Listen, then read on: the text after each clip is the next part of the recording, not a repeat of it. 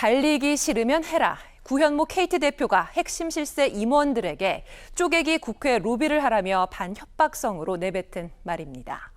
검찰 수사 결과 당시 3차례나 보고받은 황창규 전 회장도 수고했네라고 말했다고 하죠. KT 윗선이 대부분 국회 로비에 휩쓸린 건데 참 씁쓸합니다. 황정환 기자입니다. 쪼개기 후원은 KT CR본부 대외 로비부서에서 도맡았습니다. 3년 반 동안 상품권을 되팔아 세탁한 11억 넘는 돈 중 상당액이 국회의원 99명에게 쪼개졌습니다. 박홍근 더불어민주당, 유이동 국민의힘 의원 등 13명에겐 좀 더 큰 조각이 건네졌는데 당시 유무선 통신 정책 등 KT 주력 사업을 좌지우지할 상임위원회에 집중 뿌려진 셈입니다. 후원은 왜 하게 되셨는지 좀 말씀드릴 수 있을까요? 구 대표 측은 건넨 사실은 인정했지만 불법적 의도는 없었다며 잡아댔습니다. 통신관련법이 휘둘리면서 피해는 엉뚱하게 보이스피싱 피해자들의 몫이 됐습니다.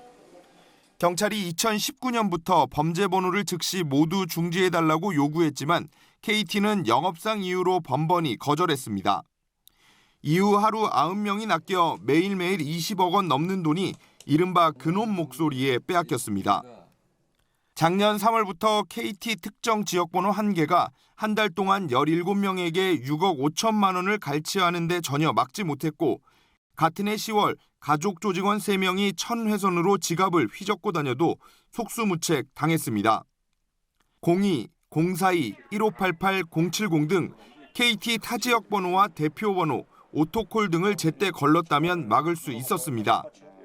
통신 트래픽이 많이 유발될수록 매출이 올라가는 구조거든요. 보이스피싱 회선 관리를 소홀히 취급하고 있는 상황입니다.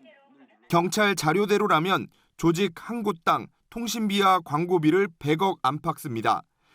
큰 조직이 평균 10개 정도라니까 수백억 원짜리 검은 큰손 유혹을 KT 스스로 뿌리치지 못한 셈. 명백한 인재입니다. 불법인 줄 몰랐다 이렇게 얘기하는 건 KT가 쇄신하기에는 멀었다라는 걸 오히려 반증하는 거라서. OBS 뉴스 황정환입니다. KT의 대처 정말 안타깝습니다. 취재를 하면 할수록 안타까운 지점이 더 발견되는 그런 양상인데요. 취재 기자와 더 냉정하게 살펴보겠습니다. 조유순 기자, 쪼개기 후원이란 단어를 저희가 쓰고 있는데 뭔가 좀 절약했다는 그런 뉘앙스를 주는 단어입니다. 하지만 사실은 그렇지 않죠? 예, 그렇습니다. 저희는 그 말을 앞으로 안 쓰기로 했습니다. 전방위 로비, 검은 돈 쪼개기 로비 등이 차라리 맞는 말이죠. 구현모 대표나 황창규 전 회장이 뭉칫돈을 후원하면 뒤탈이 나니까 그걸 부하 직원들 명의로 여러 명으로 쪼개서 후원한 겁니다.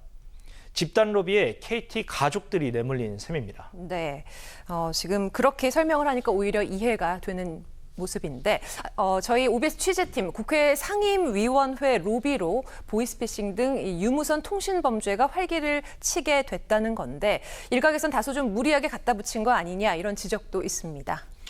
어불성설입니다.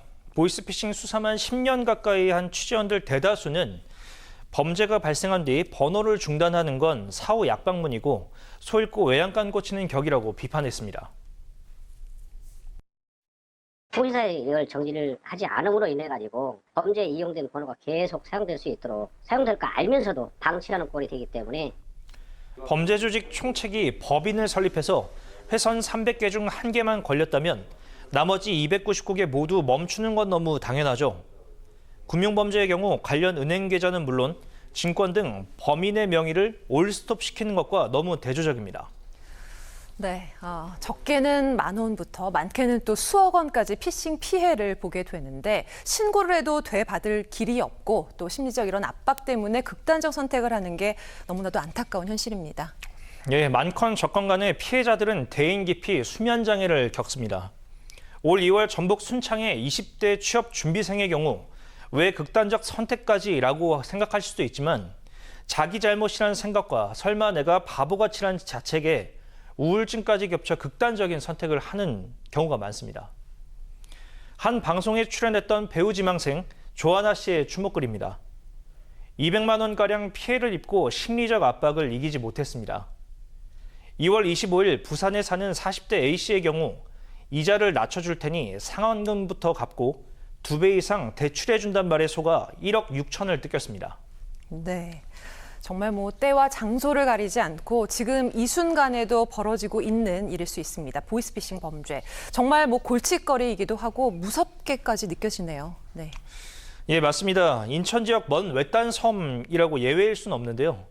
고령층이 많아서 더 걱정입니다. 직접 피해를 본 김정영 통신원이 휴대전화를 들고 구석구석 살펴봤는데 몇 시간도 안 지나서 4건이나 취재했습니다. 한번 보시죠. 인천의 한 섬에 사는 A씨가 딸과 나눈 대화입니다. 엄마라는 말에 의심이 풀린 A씨.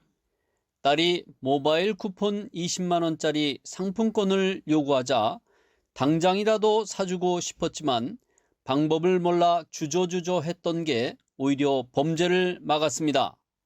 90살을 앞둔 고령의 한 어르신은 울며 아프다는 손자의 흐느낌 소리를 듣고 300만 원을 붙이려 했지만 아들이 해킹당한 걸 확인하는 바람에 피해를 면했습니다. 정확한 이름과 똑같은 목소리까지 꼼짝없이 당할 뻔했습니다.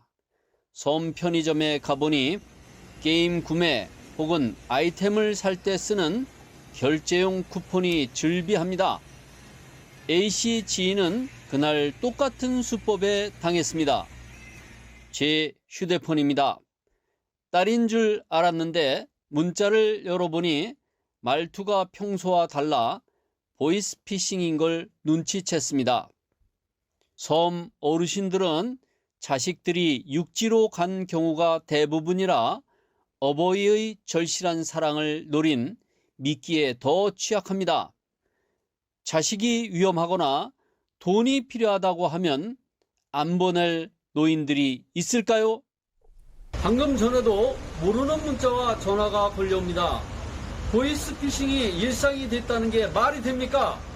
통신사와 정부가 적극 나서 그놈 목소리와 낚시질을 멈춰주십시오.